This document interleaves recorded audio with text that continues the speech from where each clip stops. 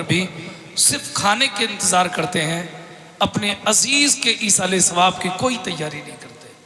देखिए कौम मिल्लत का वो अजीम ख़तीब ख़तीब अहले सुन्नत नाशर मसलक के आला हज़रत ख़तीबुल हिंद हज़रत अल्लामा मौलाना मुफ्ती शाकिर रज़ा मंजरी साहिब क़िबला तशरीफ़ फरमाए। उन्हीं की काविशों का नतीजा है कि जो ये आज नूरानी बज़्म में हम लोग बैठ कर के अल्लाह उसके रसूल अल्लाह वालों का ज़िक्र खैर कर रहे हैं और आप समात कर रहे हैं। अल्लाह ताला मुफ्ती साहब को जज़ाए खैर अता फरमाए। मुफ्ती साहब क़िबला आपकी ख़ास तवज्जो का तालिब, उस टाइम पर भी आदमी घड़ी नहीं देखता है कि टाइम क्या हुआ है क्या नहीं। कब नहीं देखता है? अगर 40 में जाएगा तो ज़रा सी देर में मिलाद शरीफ अगर इमाम साहब ने टाइम थोड़ा ज़्यादा ले लिया ना तो मौलाना साहब थोड़ा जल्दी कर लो, लोगों को भूख लगी है। होता नहीं होता है। मस्जिद में जाएगा जुमे के दिन तो बिल्कुल ऐन खुतबे की अजान के वक्त में जब रजिस्टर बंद होने वाला होता है। कितने तो ऐसे होते हैं तब जाते हैं जब रजिस्टर ही बंद हो जाता है। बोले मौलाना साहब तकरीर करेंगे, कौन बैठेगा? मस्जिद में बैठना भी उसको गिरा गुजरता है। अफसोस की बात हमारी कौम को हो क्या रहा है। इन मौक़ों पर इंसान को घड़ी नजर आती है, लेकिन इस वक्त का सबसे बड़ा झूठ अगर देखा जाए जो कार्डों में छपता है, जो ऐलानिया तौर पर आप लोग देखते हो, उसमें ना किसी को जल्दी होती है, ना किसी को उजलत होती है, ना किसी के हाथ में घड़ी होती है, ना किसी की जेब में मोबाइल होता है, कुछ नहीं होता है। इस वक्त अगर सबसे बड़ा झूठ देखना है तो शादी का कार्ड देख लो। शादी का कार्ड आप देख लीजिए, बुरा मत मानिएगा जी, ये कड़वा सच है। जो हमारे यहाँ कार्ड छपते हैं ना, कार्ड, उस पर आप देख लीजिएगा। नसीम भाई का भी कार्ड छपा होगा, उसमें देख लेना, लिखा होगा सेहराबंदी 11 बजे, रवानगी बारात 12 या 1 बजे। बोलो होता नहीं होता है। खाना, वहां का खाना लिखा होता है लड़की वाले का, यहाँ का 1 बजे या 1:30 बजे। बताइए क्या बारात क्या बजे निकलती है? कोई शादी इस वक्त 4 बजे से पहले पहुंचती हो तो बताओ, इसके बाद में तो पहुंचती है। असर के वक्त में शादियां जा रही हैं। जहां जल्दी होना चाहिए वहां तुम्हें कोई मतलब नहीं, और जहां कुछ देर जिक्र होना चाहिए वहां तुम्हें तकलीफ है। अल्लाह खैर फरमाए। बहरहाल बारात तो खैर लेट जाती है, लेकिन हमें नमाज फजर भी इंशाअल्लाह अदा करना है। इंशाअल्लाह करना है, नहीं करना है इंशाअल्लाह। अपनी आदत बनाओ, शाम को जल्दी सो, ये जिक्र की महफिलों हो इनको तलाश करके इनमें जाओ। लेकिन आम दिनों में ये मामूल बनाओ, इशा की नमाज पढ़ो, बिस्तर पे चले जाओ, फजर में उठो, अपने दिन में काम में लग जाओ। फिर देखना रात की बरकतें भी आपको महसूस होंगी और दिन की रौनकें भी आपको नसीब होती नजर आएंगी। मैं 2-3 शेर पढ़ दे रहा हूँ, अकील भाई इजाजत है ना? 2-3 शेर पढ़ रहा हूँ, मोहब्बत से दुरूद पाक पढ़ लें। अल्लाहु रब्बु मुहम्मद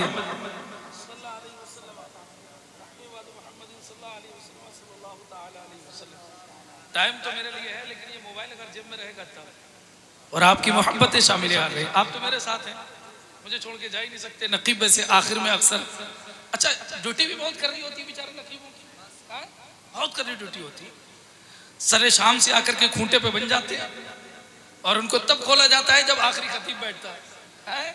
बोले पानी देख लो, खाना देखना है तो खाना भी देख लो, समझे? तब जाकर के उन बेचारों को, और जाने की होती है तो कभी नजराना मिल जाता है, वरना कोई खतीब अगर मिल गया तो उसने कहा उठने दूंगा तो बोले बैठ, ऐसे भी होता है, तो बैठे रहना। लेकिन ये हमारे कारी जाहिद साहब है, बड़ी मोहब्बत करते हैं, अल्लाह सलामत रखे। हाँ अच्छा, हाँ वो तो मेरे साथी का है माशाल्लाह। आज तो इन्होंने बड़ा कमाल कर दिया है माशाल्लाह। तवज्जो है आप लोगों की? मैं शेर पढ़ दूं, मोहब्बत से सुनेंगे। एक मर्तबा सारे लोग हाथों को उठा के बोल दीजिए या रसूल अल्लाह। मैं शेर पढ़ रहा हूँ, भला सा फरमाए। खोल कर जब कोई कुरान का पारा देखा, जिसको अपने नबी से सच्ची मोहब्बत है मचल के बोल दे सुभान अल्लाह, सुभान अल्लाह, सुभान अल्लाह। खोल कर जब कोई कुरान का पारा देखा, क्या बात। खोल कर जब कोई कुरान का पारा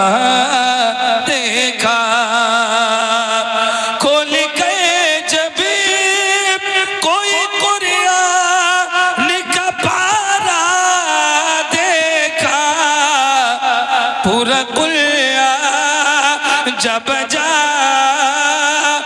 किसी रदी, जब जा किसी रदी का हवाला देखा, जब जा किसी रदी का हवाला देखा। माशाअल्लाह। ऑपरेटर साहब इसकी बेस बिल्कुल बंद कर दीजिए और कॉलम बढ़ा दीजिए जहां तक सीटी ना दे। मोहब्बत से बोल दीजिए सुभान अल्लाह, सुभान अल्लाह। और जरा मचल के बोले सुभान अल्लाह। अच्छा एक बात बोलता हूँ, वो लोग और हैं जो कहते हैं कि नबी हमारी तरह, माज़अल्लाह रब्बिल आलमीन, कहिए माज़अल्लाह, बोलिए माज़अल्लाह रब्बिल आलमीन, कहते हैं नबी हमारी तरह। हजरत जाबिर रज़ी अल्लाह तआला अन्हु से पूछो, वो कहते हैं कि एक दिन मैं बैठा हुआ था, 14वीं का चांद चमक रहा था। कहते हैं कि मैं 14वीं के चांद पर जब मेरी नजर गई, मैं सोचने लगा ये चांद तो कितना खूबसूरत है, चांद तो कितना खूबसूरत है।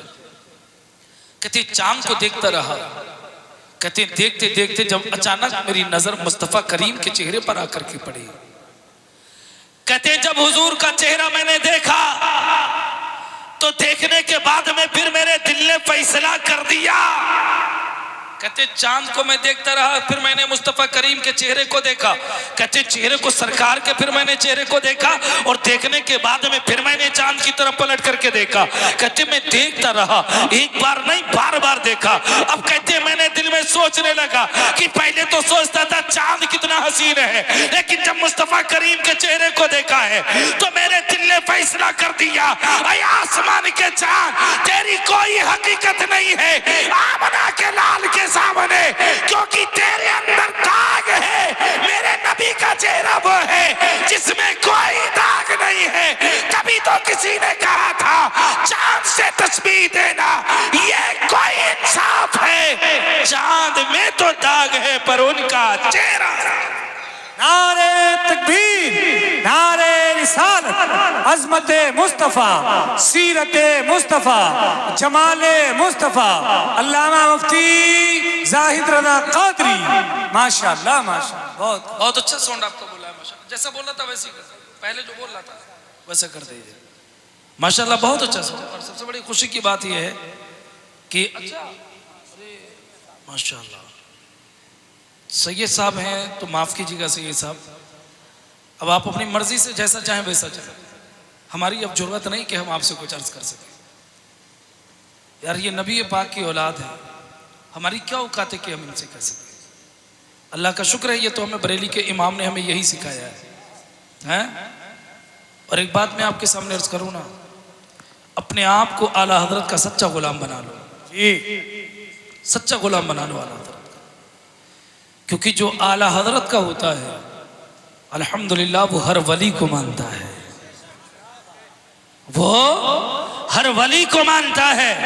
वली चाहे जो भी हो, वली चाहे हजरत ख्वाजा गरीब नवाज हो, हजरत मखदूम सिमना हो, हजरत बदियुद्दीन जिंदा शाहमदार हो, हजरत सरकार मसूद गाजी हो, हजरत अलाउद्दीन साबिर कलियरी हो, हजरत कुतुब बख्तियार काकी कुतुबुद्दीन हो, हजरत निजामुद्दीन औलिया हो, हजरत मखदूम सिमना हो, हजरत सैयद मोहम्मद जो है तिरमिजी अलैहिर्रहमा हो, जितने भी अल्लाह के वली है हर वली को आला हजरत का गुलाम मानता है। और आला हजरत का यही फैजान है, आला हजरत ने हमें सुन्नी बनाया और ऐसा सुन्नी बनाया है कि हर वली का आशिक बना दिया है। और मेरे इमाम तो कहते हैं कैसे आकाओं का बंदा हूँ रजा, बोल वाले मेरी सरकारों के। क्या बात है हजरत, माशाअल्लाह, वाह वाह। जो भी वली है जी जी जी, अल्हम्दुलिल्लाह आला हजरत वाले हर वली को मानते हैं बेशक। देखिए थोड़ा सा बोलोगे तो मैं कुछ बोल दूंगा, क्योंकि इन माहौलों में तकरीर, क्योंकि मैंने बताया ना तकरीरें तो आपने हजरत अल्लामा मुफ्ती शाकिर साहब क़िबला से भी सुन लिए, उसके बाद तो मेरी आंख लग गई थी, उसके बाद मुझे पता नहीं क्या हुआ है, लेकिन हाँ वक्त को देख करके मुझे लगा है कि बीच में बहुत कुछ हुआ है। मुझे बीच में जो गैप हुआ है उसको देख के मुझे जरूर लगा कि अच्छा जज़ाकल्लाह, तो मुझे, लेकिन हाँ ये गैप देख करके मुझे लगा है कि बीच में बहुत कुछ हुआ है। बहरहाल अल्लाह ताला सबकी मेहनतों को और सबके जिक्र को कबूल फरमाए। आमीन आमीन सुम्मा आमीन। आप थोड़ी सी अगर तवज्जो देंगे तो इंशाल्लाह मैं भरपूर आपकी खिदमत करके आगे बढ़ूंगा। आला हजरत के गुलाम बन जाओ। और आपको मालूम है मैं ये बात क्यों कह रहा हूँ, अपने आप को भी आला हजरत का बना दो, अपने बच्चों को भी आला हजरत का गुलाम बना दो। इसलिए क्योंकि जो आला हजरत का हो जाता है वो कभी वहाबी नहीं होता, वो कभी वहाबी नहीं होता, वो कभी सल्फी नहीं होता, वो कभी अपने नबी का गद्दार नहीं होता, कभी अल्लाह वालों का गुस्ताख नहीं होता, अपने वालिदैन का वफादार भी रहता है। और जो आला हजरत का हो जाता है वो कभी राफजी भी नहीं होता, कभी नासिबी भी नहीं होता। जो आला हजरत का हो जाता है वो कभी नाम निहाद मौलाई भी नहीं होता, बल्कि आला हजरत का जो सच्चा गुलाम होता है वो टंके की चोट पर यही कहता नजर आता है, अहले सुन्नत का है बेड़ा पार असहाबे हुजूर नज्म है और नाव है इतरत रसूलुल्लाह की। क्या बात है हजरत, माशाअल्लाह। इश्क मोहब्बत, इश्क मोहब्बत, नारे हैदरी, माशाअल्लाह। इसलिए आला हजरत के गुलाम बन करके रहो, इसी में तुम्हारे लिए आफियत है। क्योंकि इस दौर में फितने बहुत हैं। आला हजरत उस जात को कहते हैं जिस जात ने हर फितने का जवाब दिया है। और मैं आपको एक चीज मैं आपके सामने अर्ज कर दूं, आला हजरत से दूर करने का मतलब यह है कि तुम्हारे अकीदे में डांका डालने के प्लान चल रहा है। क्योंकि जब तुम आला हजरत से दूर हो जाओगे, क्योंकि यही किया जाता है ना, वहाबियों ने क्या किया, सुन्नियों में सुन्नी बन करके गए और उन्होंने देखा कि अगर कोई सिलसिले का इख्तलाफ था वो सिलसिले के बन करके आला हजरत के खिलाफ गए और उन्होंने वहां आला हजरत की मुखालफत शुरू कर दी और सोचा कि इनको आला हजरत से दूर कर दो। जब ये आला हजरत से दूर हो जाएंगे, जिस गड्ढे में ले जाके डालना चाहोगे लेके चले जाओगे। उसके बाद इन राफजियों ने भी देखा कि आला हजरत के अगर ये करीब रहेंगे तो कभी ये सहाबा के गुस्ताख नहीं होंगे, कभी अहले बैत के कभी ये अहले बैत के जो है मुहिब होकर के सहाबा के गुस्ताख नहीं बनेंगे। इन नीम राफजियों ने और इन राफजियों ने शियाओं ने क्या काम किया, सोचा कि इनको पहले आला हजरत से दूर कर दो। आज यही देख लीजिए जो खानकाहें हैं जहां आला हजरत से दूरी बनाई गई, जिन्होंने आला हजरत से दूरी बनाई है वो कितनी भी पुरानी खानका थी, अगर उनके अंदर जाकर के देखोगे, जिन लोगों ने अगर आला हजरत से दूरी बनाई है उनके बाप दादा पहले सुन्नी थे।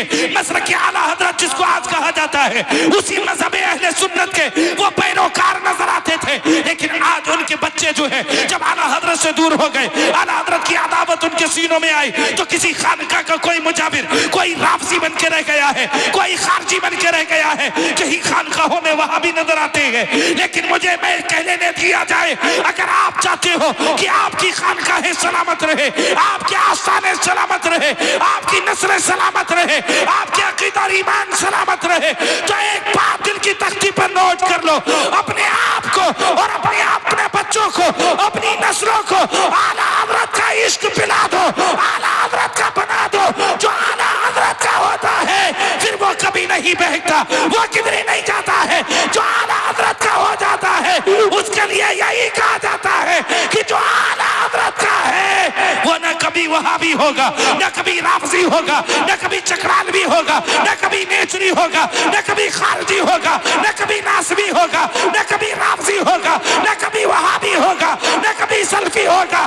कोई नहीं बन सकता, अगर होगा तो सच्चा नबी पाक का गुलाम बनेगा। और आला हजरत की ज़बान में वो यही कहेगा, जान है इश्क मुस्तफा, रोज वुज़ू करे खुदा, जिसको हो दर्द का मजा नाज़े दवा उठाए क्यों। और जो आला हजरत का हो जाता है उनकी ज़बान में यही कहता है, उन्हें जाना, उन्हें माना, न रखा खैर से काम, लिल्लाहिल हम्द में दुनिया से मुसलमान। क्या बात है हजरत, क्या बात है, माशाअल्लाह माशाअल्लाह, जिंदाबाद। हो जाओगे कामयाब हो जाओगे। आला हजरत से हटोगे तो किसी ने कहा था मसल के आला हजरत है दीन हक, कहा था किसी ने मसल के आला हजरत ही है दीन हक। इसकी हद से बाहर जो निकल जाएगा कल बरोज़े कयामत खुदा की कसम देखना वो जहन्नम में जल जाएगा। अच्छा, मैंने ये बातें इतनी अपनी, अब जैसे आप लोग कहते हो ना कि हर जलसों में जहां देखो आला हजरत, जहां देखो आला हजरत, हर जगह हर जलसे में आला हजरत, जलसा किसी का भी है जिक्र आला हजरत का। तो मैं कहता हूं आला हजरत ने जिस जिस गोशे पर काम किया है, तुम उस गोशे पर पूरी महारत के साथ नहीं, तुम एक छोटा छोटा रिसाला ला करके हमें दो, छोटा सा रिसाला ला करके दिखा दो, तब हम तुम्हें मान जाएंगे, तुम्हारा भी जिक्र हम करने लगेंगे। आला हजरत तो वो हैं जिन्होंने हमें सैयदों की मोहब्बत सिखाई, जिन्होंने हमें अहले बैत की मोहब्बत सिखाई है। आला हजरत ही तो है जिन्होंने कहा था तेरी नस्ल पाक में है बच्चा बच्चा नूर का, तू है आईने नूर तेरा सब घराना, मुझे बोलो सब घराना नूर का। और एक चीज मैं आपके सामने और अर्ज कर दूं, अक्सर जलसों में ये बात मैं अर्ज करता हूं, फिर अर्ज कर देता हूं, मेरे दोस्त आला हजरत के होके रह जाओ, अपनी नस्लों को आला हजरत का पुरसदाई बना दो। इसलिए आला हजरत अगर ना होते तो हमारा हाल न जाने क्या होता। किसी ने कहा था न जाने हाल क्या होता तमामी अहले सुन्नत का, बरेली में अगर अहमद रजा पैदा नहीं होता, अल्लाह का एहसान अदीम है, अल्लाह ने आला हजरत को हमें अता फरमा दिया कि हमारे अकीद और ईमान की हिफाजत फरमा दी। अच्छा मैं एक चीज में और अर्ज कर दूं, हम अकीदे की बात ज्यादा करते हैं, अमल की बात बाद में करते हैं, पहले अकीदे की बात करते हैं। कुछ लोगों को इसमें भी तकलीफ होती है, कुछ लोग कहते हैं जहां देखो नमाज की बात नहीं होती, रोजे की बात नहीं होती, ज़कात की बात नहीं होती, हज की बात नहीं होती, जहां देखो आला हजरत अकीदे की बात, आला हजरत। मैंने कहा अगर हकीकत को जान जाओगे कभी ये एतराज नहीं करोगे। मैं आपके ज़हन को करीब करने के लिए एक बात मैं आपसे पूछता हूँ, एक चीज मुझे बताओ, आपकी बॉडी जो नजर आती है, आपकी बॉडी का जो स्ट्रक्चर नजर आता है, कभी आपने जायजा लिया है? अपनी बॉडी को देखिए, आप मुझे देख रहे हो मेरी बॉडी है, लेकिन एक चीज मुझे बताओ, मेरे जो अंदर जो चीज है, मेरी जो जान है, जिसकी वजह से मेरी बॉडी हरकत कर रही है, मेरा हाथ चल रहा है, मेरा दिमाग काम कर रहा है, मेरी जबान चल रही है, मेरे बदन का हर आज़ा अपनी जगह हरकत कर रहा है, मुझे बताओ क्या वो जान तुम्हें नजर आ रही है? जान नजर आ रही है? नजर नहीं आ रही है। आप कहोगे फिर इसका मतलब क्या? मैंने कहा थोड़ी सी देर खामोश बैठो और जहन को थोड़ा करीब करो, बात आपके सामने उतार रहा हो।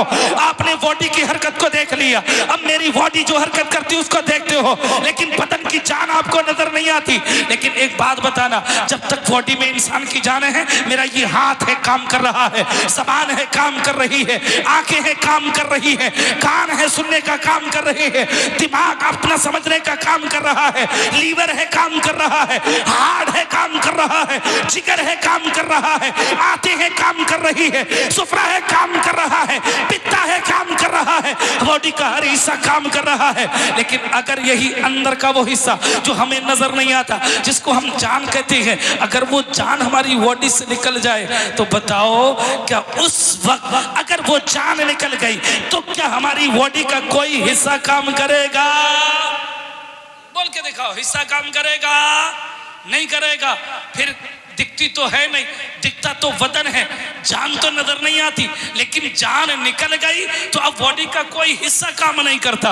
आखिरकार वजह क्या है कि बॉडी का कोई हिस्सा काम क्यों नहीं करता है? तो आप कहोगे मौलाना आपको पता होना चाहिए, बॉडी के लिए जान का होना जरूरी है, बॉडी के लिए जान का होना जरूरी है। जान असल है, बदन उसकी फरा है। अगर जान रहेगी तो बदन रहेगा, जान है तो बदन हरकत करेगा, जान है बॉडी काम करेगी। अगर जान नहीं तो फिर बदन काम नहीं करता, बदन का कोई मतलब नहीं है, बदन हरकत नहीं करता, बदन कुछ नहीं कर सकता। मैंने कहा बस ऐसे ही समझ लो। अब एक बात को सुन लो, ईमान की जान अकीदा है, अकीदा है, लेकिन अकीदा नजर नहीं आता। आप कहोगे अकीदा नजर नहीं आता, अकीदा है क्या? तो एक दूसरी मिसाल से आपको समझा दूं। आपने दरख्त देखा है, दरख्त को आपने देखा होगा, आप दरख्त को देखोगे लेकिन दरख्त का ऊपर का हिस्सा नजर आता है, उसकी शाखें नजर आती है, लेकिन जिसको हम लोग अपनी जबान में जड़ बोलते हैं, जो नीचे होता है वो नजर नहीं आता, वो नजर नहीं आता। आप अगर शाखों को काटते रहो दरख्त बढ़ता रहेगा, कभी सूखेगा नहीं, लेकिन अगर जड़ को काट दिया जाए बोलो दरख्त बचेगा? दरख्त बचेगा? नहीं बचेगा। पता ये लगा जो दिखता नहीं वो असल होता है, जो दिखता है वो उसकी फरा होता है, उसके ताबे होता है। इसी तरीके से नमाज है दिखती है, रोजा है दिखता है, हज है दिखता है, ज़कात है दिखती है, जितने भी आमाल खैर हैं वो सारे नजर आते हैं, लेकिन उस आमाल की जान, उसकी जड़ वो अकीदा है, वो अकीदा है जो नजर नहीं आता। अब अकीदा क्या होना चाहिए? आज एक दो ढंग का जानवर बेसाइज का पैजामा अगर ये कहे कि नबी हमारी तरह है, नबी हमारी तरह, तो तुम सुन्नी हो, तुम्हारा अकीदा क्या होना चाहिए? तुम्हारा जवाब ये होना चाहिए, तू अगर नबी को अपनी तरह कहता है तो सुन ले, मेरे आका की शान ये है कि मेरे रब ने पूरी कायनात में मेरे नबी की तरह किसी को नहीं बनाया है, मेरे आका की तरह किसी को नहीं बनाया। वो कायनात में सबसे खूबसूरत है, उनसे ज्यादा कोई खूबसूरत नहीं आया। ये मैं नहीं कह रहा हूँ, ये मेरे आका के साहबा कह रहे हैं। जब साहबा इकराम से सवाल हुआ था, ऐ मेरे आका के साहबा की मुबारक जमात, आप बताइए क्या मेरे नबी की तरह कोई है? जो साहबा इकराम ने कहा था मेरे आका की शान ये है, लमारा कब्लहु वला बादहु मिस्लहु, या रसूल अल्लाह आपके जैसा ना आपसे पहले आया है ना आपके बाद में आपकी तरह कोई आया, ना आपसे पहले आपकी तरह कोई। थोड़ी सी तवज्जो, अगर आप लोगों की थोड़ी सी पुष्ट बनाई हो जाए तो मैं समझ जाऊंगा कि शायद मुझे कुछ आगे बढ़ना है। कारी साहब मौका तलाश करके चले गए, अल्लाह उनको जल्द से जल्द जो है उनको तौफीक दे कि वो वापस आ जाए, क्योंकि जाने वाला जल्दी वापस नहीं आता है। और ये बड़ी बात होगी, उनकी करामत होगी, वो तशरीफ ले आए। अल्लाह खैर फरमाए। तवज्जो आप लोगों की बात समझ में आ रही है ना? मैं बहुत आसान लफ्जों में आपसे बात कर रहा हूं। अकीदा अस्र है भाई, जब अकीदा ठीक होगा तभी तो नमाज होगी, जब अकीदा ठीक नहीं तो नमाज नहीं, रोजा नहीं, ज़कात बाद में, हज बाद में, अकीदा अकीदा पहले। अब अगर कोई ये कहे कि तुम जिस नबी को हम अगर कहें कि नबी को इल्म गैब है, मेरे आका को अल्लाह ने इल्म गैब अता किया, अब अगर कोई आकर के कोई गुस्ताख ये कहने लगे कौन सा इल्म गैब, वो बाज़ इल्म गैब या कुल इल्म गैब, आगे वो कहे अगर बाज़ इल्म गैब की अगर बात करते हो तो ऐसा इल्म तो अल्लाह ने ज़ैद बकर सब पागल मजनू हर एक को अल्लाह ने ऐसा इल्म दिया है। और आगे का यहाँ तक कि जानवरों को, कुत्ता बिल्ली सुअर तक को अल्लाह ने ऐसा इल्म दिया है जैसा तुम नबी को इल्म अता करना मानते हो। माज़अल्लाह रब्बिल आलमीन, सब लोग कहिए माज़अल्लाह रब्बिल आलमीन। बताओ अगर ऐसा अकीदा किसी का है, ऐसा अकीदा रखने वाले को आप मुसलमान समझोगे? मुसलमान समझोगे? कभी ऐसा मुसलमान नहीं हो सकता। फिर मेरे नबी की शान क्या है तो सुनो, कुरान शाहिद है। कुरान में फरमाया, रब फरमाता है अर्रहमान अल्लमल कुरान, ऐ महबूब हमने आपको कुरान सिखा दिया।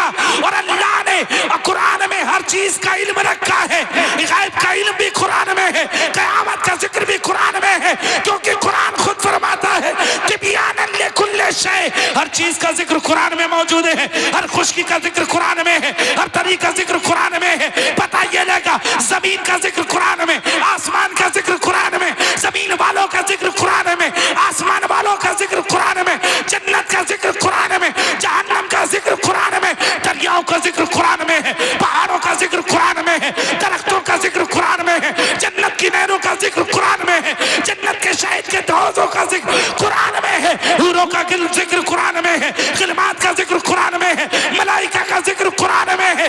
जब हर चीज का जिक्र कुरान में मौजूद है तो रब फरमा रहा है, ऐ महबूब हमने आपको कुरान सिखा दिया। पता ये लगा जब अल्लाह ने अपने महबूब को कुरान सिखा दिया तो हर चीज का इल्म अल्लाह ने अपने महबूब को अता फरमा दिया है।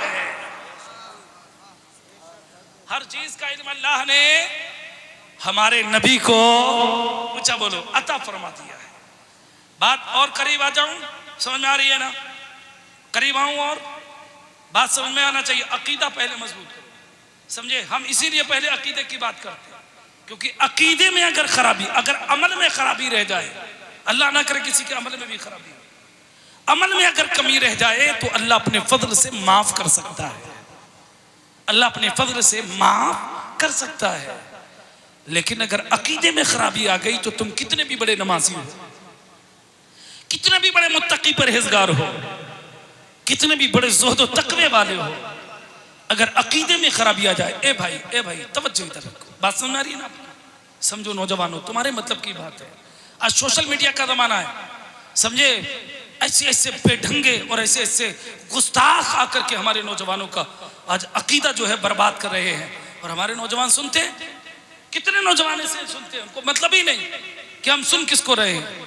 मेरे भाइयों, खुदा के लिए कभी गुस्ताखे नबी को करीब मत जाना, कभी मत जाना, उसकी बात कभी मत सुनना, क्योंकि जो नबी का नहीं हो सकता वो कभी भी आपका हमदर्द या आपका अजीज नहीं हो सकता।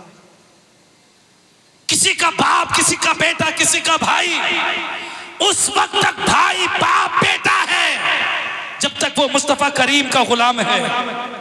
अगर किसी का बेटा अल्लाह ना करे नबी की अजमत के खिलाफ चला जाए, अगर कोई बदअकीदा हो जाए, तो हमारा कोई भी हो ताजुश शरिया की ज़माने में उसको ये कह के दूर कर देना, नबी से जो हो बेगाना उसे दिल से जुदा कर दे, पिसर मादर बिरादर मालो जा उन पर फिदा, ये कह करके अपने दिल से उसको दूर कर देना। अजीज तुम्हारा वही है जो तुम्हारे नबी का वफादार है।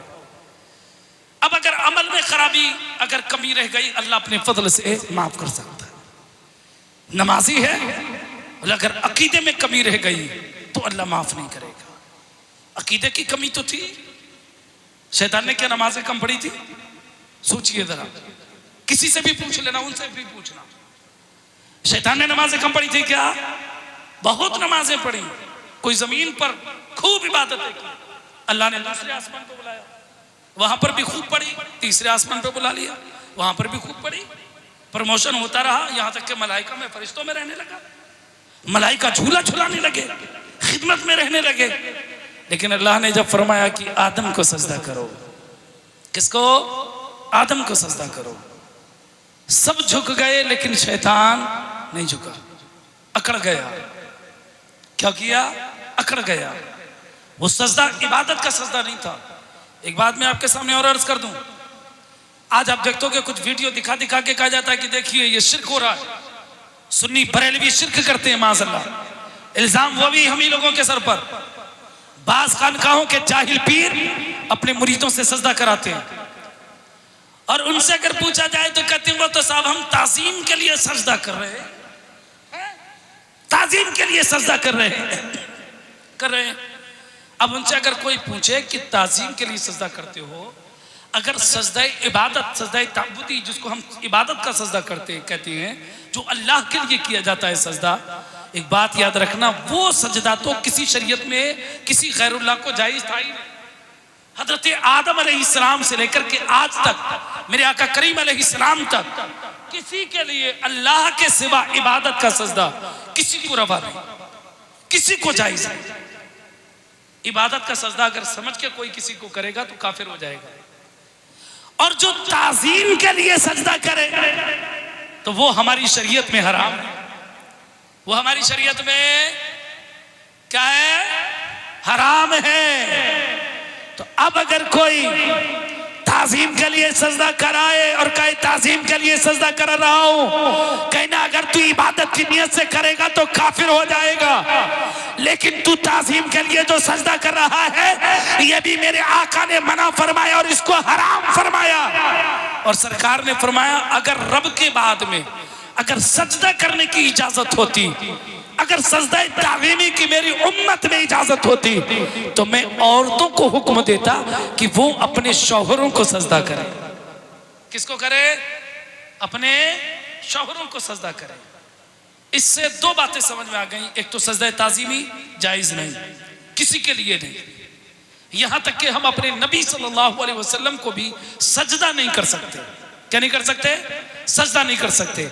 और इसीलिए सरकार आला हजरत ने फरमाया था, पेशे नजर वो नौबहार, सजदे को दिल है बेकरार।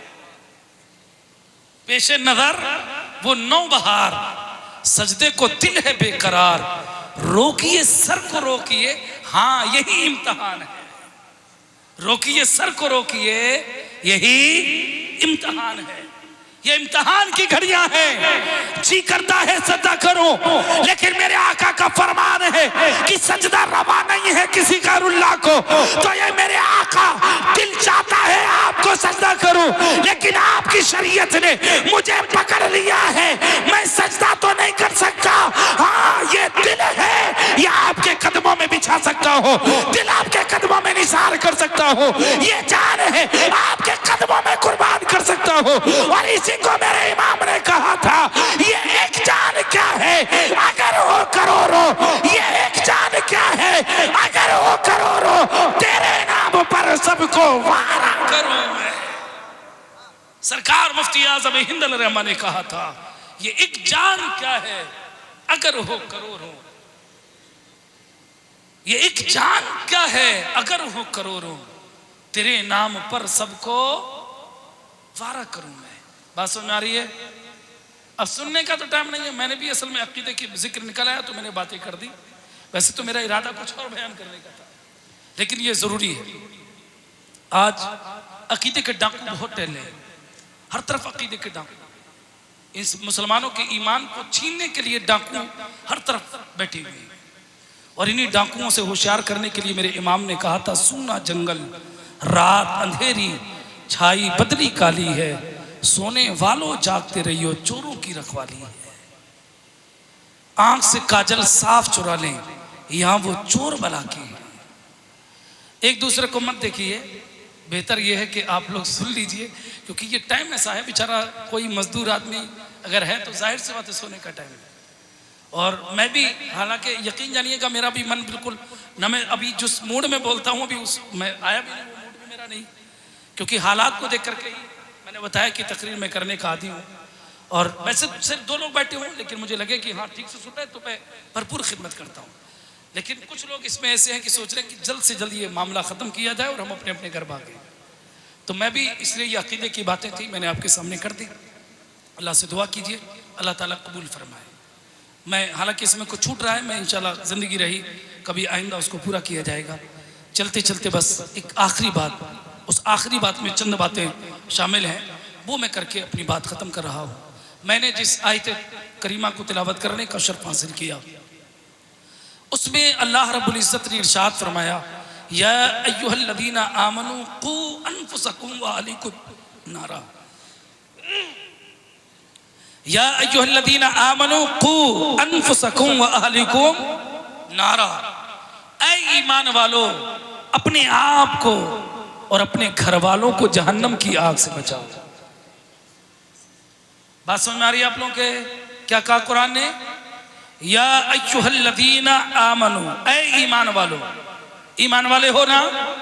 हो ना यार, बोलो ना, नबी का कलमा पढ़ते हो, ईमान वाले हो? अल्हम्दुलिल्लाह हम ईमान वाले हैं। हर ईमान वाले से अल्लाह ने इरशाद फरमाया, या अय्युहल्लज़ीना आमनू कू अनफुसकुम व अहलीकुम नारा, ऐ ईमान वालों अपने आप को और अपने अहलो अयाल को, अपने घर वालों को जहन्नम की आग से बचाओ। क्या मतलब? क्या मतलब?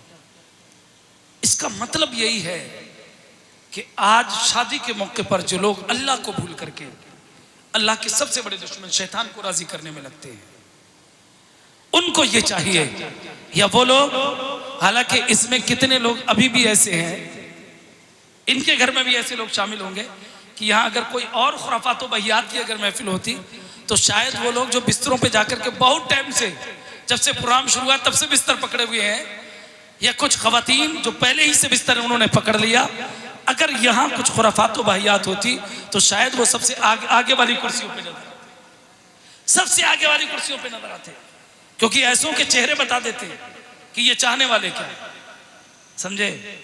लेकिन मुबारक हो नसीम भाई दूल्हा मियाँ और उनके वालिद मोहतरम, उनके दोस्तों को, जिन दोस्तों ने और जिनके घर वालों को, जिन्होंने इस चीज़ का उनको मशवरा दिया कि अल्लाह ने आज उनको ये मुबारक दिन दिखाया, खुशी का दिन दिखाया।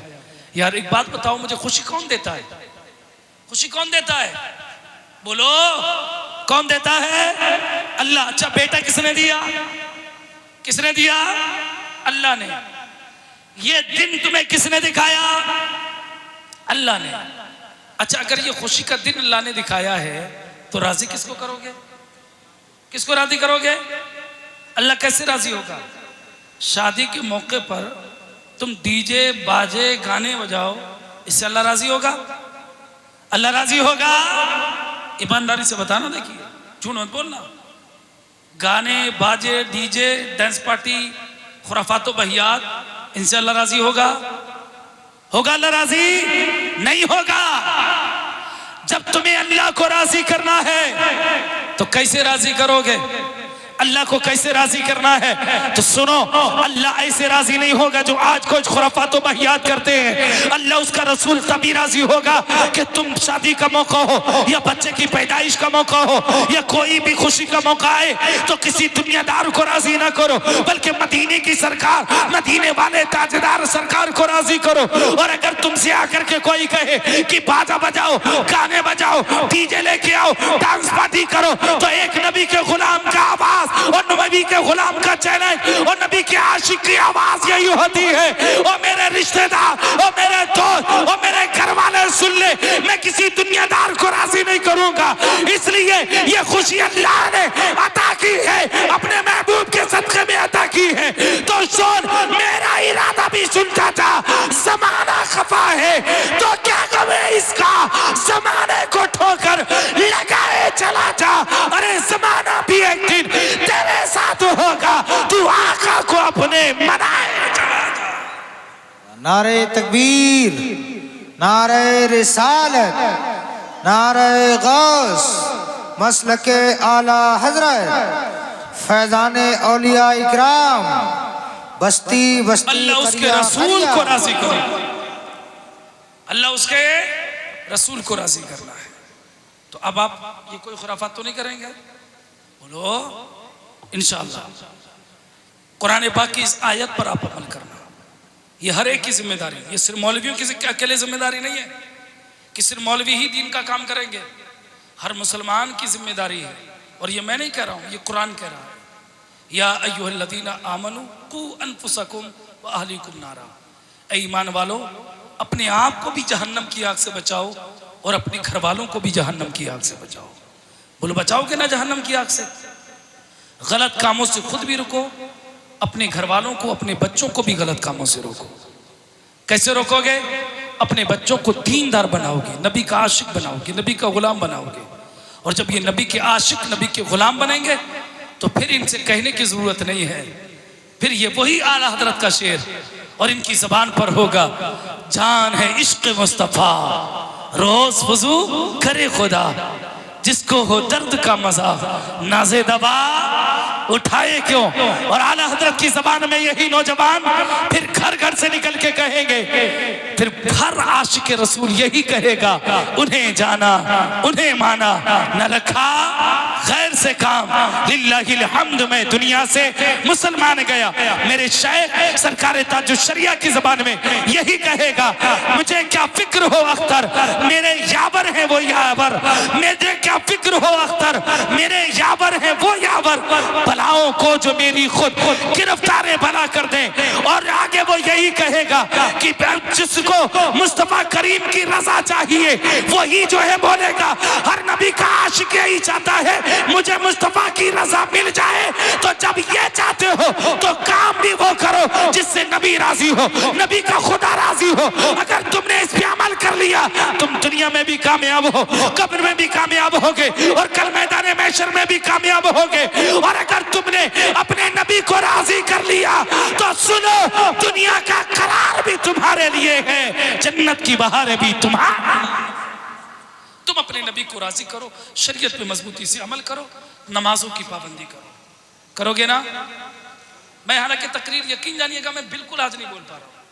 अब बोल क्या नहीं पा रहा हूँ क्योंकि वक्त की ज्यादती और हालात के मद्देनजर, वरना मुफ्ती शाकिर साहब किबला जानते हैं, हजरत अकील सिद्दीकी साहब हैं, मौलाना शराफत साहब किबला हैं, ये जानते हैं मैं किस रंग में बोलता हूँ। आज तो मुझे खुद बोलते हुए अजीब लग रहा है कि मैं क्या बोलूँ क्या ना बोलूँ, मेरा इतना जहन डिस्टर्ब हो रहा है। खैर जिंदगी रही तो फिर कभी मुलाकात होगी, लेकिन इन बातों पर एक तो अकीदे को पहले मजबूत करना, किसको? अकीदे को पहले मजबूत करना, उसके बाद मैदान अमल में भी आप खड़े उतरना, मैदान अमल में खड़े उतरना। कैसे? तुम अपने नबी से सच्चा इश्क करते हो, बोलो करते हो नहीं करते हो? अपने नबी से प्यार करते हो नहीं करते हो? बोलो यार, ऊंची आवाज में बोलो, अपने नबी से प्यार करते हो नहीं करते हो? हाथ उठा के बताइए कितने लोग सच्चा अपने नबी से प्यार करते हैं, हाथ उठाइए। इनके भी कान के करीब डट के कह दीजिए सुभान अल्लाह, सुभान अल्लाह कह दीजिए, हाथ उठा दीजिए। अब जो भी हो जाए हाथ उठा दीजिए, पैर मत उठाइए, हाथ उठा दीजिए। तवज्जो है ना, तवज्जो है। नींद में कहीं पता लगा धोखे से आगे वाली कुर्सी पे पैर उठाने लगे तो काम खराब हो जाएगा ना, इसलिए तवज्जो है आप लोगों की। अपने नबी से सच्चा इश्क करो। और सच्चे आशिक की पहचान क्या होती है? मेरे आका करीम अलैहिस्सलाम ने फरमाया, नमाज मेरी आंखों की ठंडक है। क्या है? नमाज मेरी आंखों की ठंडक है।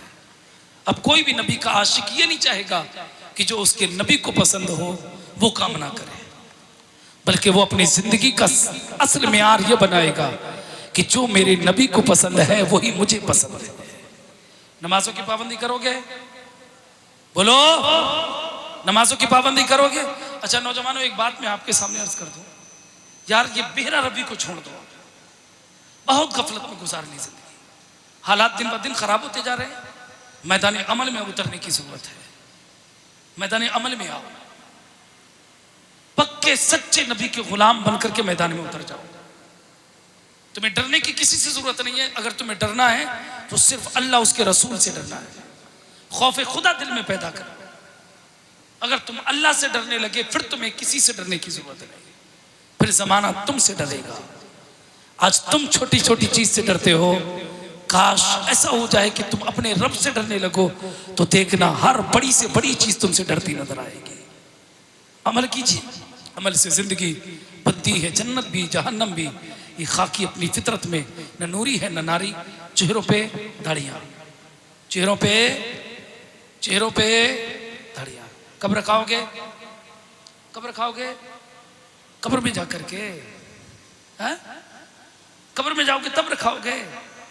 अच्छा एक बात बताइए, आप कहोगे यार मोहन साहब ऐसी बातें करते हैं। मरना तो सबको एक दिन जाना है दुनिया से, अल्लाह सबको दराजी उम्र अता फरमाए, लेकिन ये तो हकीकत है, एक दुनिया से सबको एक दिन जाना है। बोलो है नहीं है? लेकिन कौन कब जाएगा? कि आप में से कोई ऐसा है जो बता सके कि मैं फला टाइम में जाऊंगा? किसी को मालूम है? कोई बता सकता है? एक लम्हे की खबर नहीं है कि वो भी जिनको आप अपने कानों से ले जाकर के कब्रिस्तान में दफन कराए, उनको भी पता नहीं था कि हम इतनी जल्दी दुनिया से चले जाएंगे। हम लोग को भी पता नहीं कि न जाने कब मौत का फरिश्ता आए और हमारे भी ऊपर वास कर जाए, कोई पता नहीं। अल्लाह सबको दराजी उम्र अता फरमाए, लंबी उम्र दे अल्लाह ताला। पता किसी को नहीं है, लेकिन जरा ईमानदारी से बताना, तुम कब्र में जाओगे, ये तुम्हारे चेहरा बिगड़ा हुआ चेहरा जब कब्र में मेरे आका करीम अलैहिस्सलाम देखेंगे तो तुम्हें क्या लगता है कि सरकार अपनी नजर रहमत तुम्हारी तरफ डालेंगे? हैं? कहीं ऐसा ना हो, खुदा ना करे, कहीं ऐसा ना हो ये तुम्हारी हालत देख करके जब तुम कब्र में जाओ तो सरकार तुमसे अगर बजाय नजर करम करने के अगर उनकी नजर रहमत फिर गई तो सोचो फिर तुम्हारा कौन बचाने वाला वहां होगा? कौन तुम्हें बचाएगा? कोई तुम्हारा पुरसाने हाल होगा वहां? कोई नहीं होगा, कोई बचाने वाला नहीं होगा, कोई दोस्त काम नहीं आएगा। कब्र में काम क्या आएगा?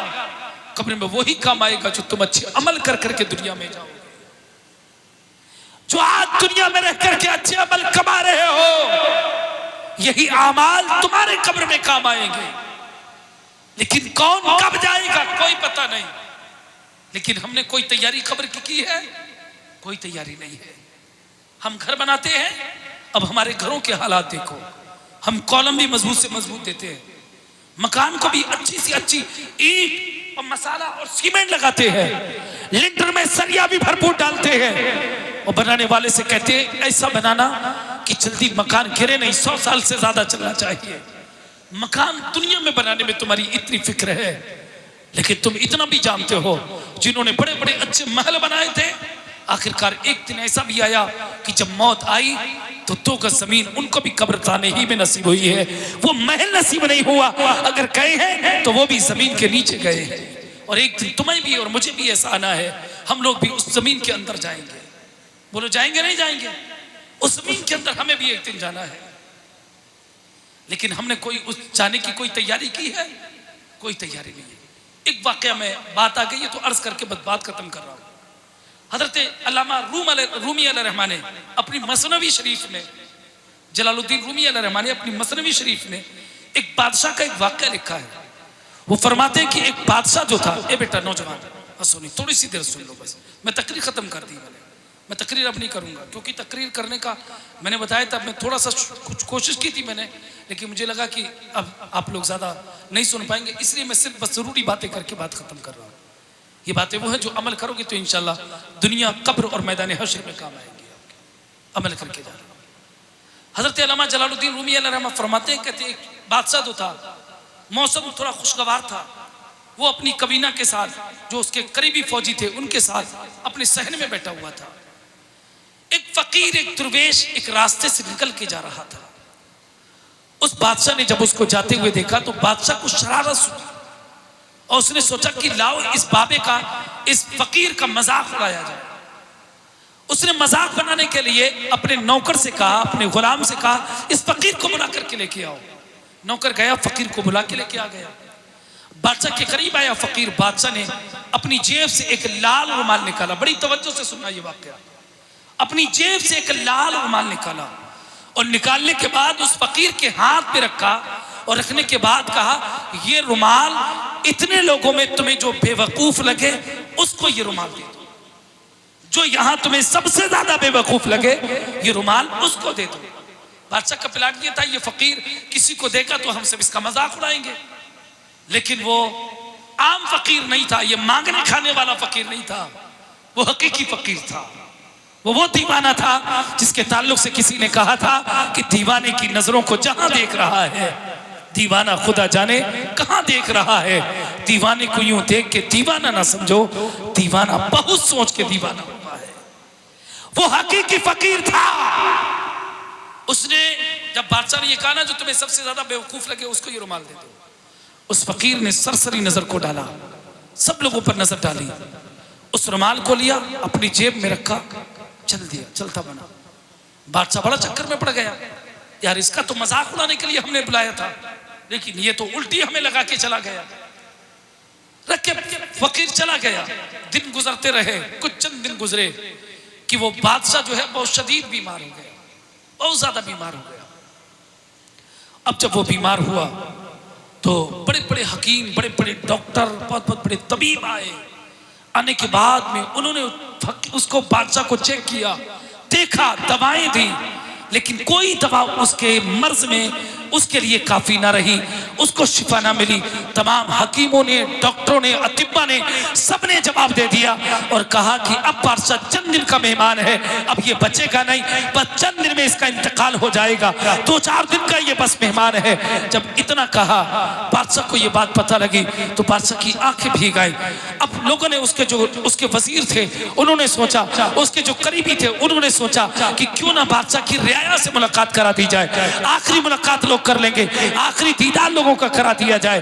तो इसलिए बादशाह को सहन में चारपाई पर लिटाल दिया गया और लिटालने के बाद में लोगों का ऐलान कर दिया गया, पूरी रियाया में उसकी ऐलान कर दिया गया है, जो बादशाह सलामत से आखिरी मुलाकात करना चाहे, बादशाह सलामत 2-3 दिन के मेहमान रह गए हैं, जो भी मुलाकात करे वो आकर के बादशाह सलामत को देख सकता है, जो भी इयादत के लिए आना चाहता है आ सकता है। अब लोगों की लाइन लग जाती है, एक तरफ से लोगों की लाइन, भीड़ आती, लाइन बना दी गई, एक तरफ से लोग आते, देखते बादशाह को, दूसरी तरफ निकले चले जाते, ये अंदाज रखा गया। अब लोग मुलाकात करते जा रहे हैं, देखते जा रहे हैं। उसी लाइन में आकर के वो फकीर भी लग जाता है जिस फकीर को उस बादशाह ने लाल रुमाल दिया था, वो फकीर भी आकर के उसी लाइन में लग गया। अब लोग पढ़ते रहे, वो भी करीब आता रहा। जैसे ही बादशाह के करीब आया, फकीर ने सलाम किया, अस्सलामु अलैकुम। बादशाह ने जवाब दिया, वालेकुम अस्सलाम व रहमतुल्लाह। उस फकीर ने कहा, बादशाह सलामत, क्या बात है, कैसा शोर गुल कर रखा है, कैसी भीड़ है, क्या मामला है, कैसा ये मामला चल रहे हैं, कैसा शोर शराबा हो रहा है। बादशाह, क्या बात है, क्या हो गया? तो बादशाह की आंखों में आंसू आए। आने के बाद कहने लगा कि मैं एक सफर पे जा रहा हूँ, मैं एक सफर पे निकल रहा हूँ। उस फकीर ने कहा, सफर पे जा रहे हो? कहा हाँ। तो बादशाह से जब इतना सुना, उस फकीर ने चारों तरफ नजर दौड़ाई और दौड़ाने के बाद में कहा, बादशाह कैसे सफर पे जा रहे हो, कोई तैयारी तो है नहीं, आपके वजीर तो नजर नहीं आते, आपके फौजी तो नजर नहीं आते, आपके कमांडर तो नजर नहीं आते, कहाँ है आपका ज़ादेरा, कहाँ है सफर सामान, आखिर सफर आपका जो है वो सामान कहाँ है, आपका तोशा सफर कहाँ है, वो सारे सामान कहाँ है जो आप सफर पे जाते होते थे।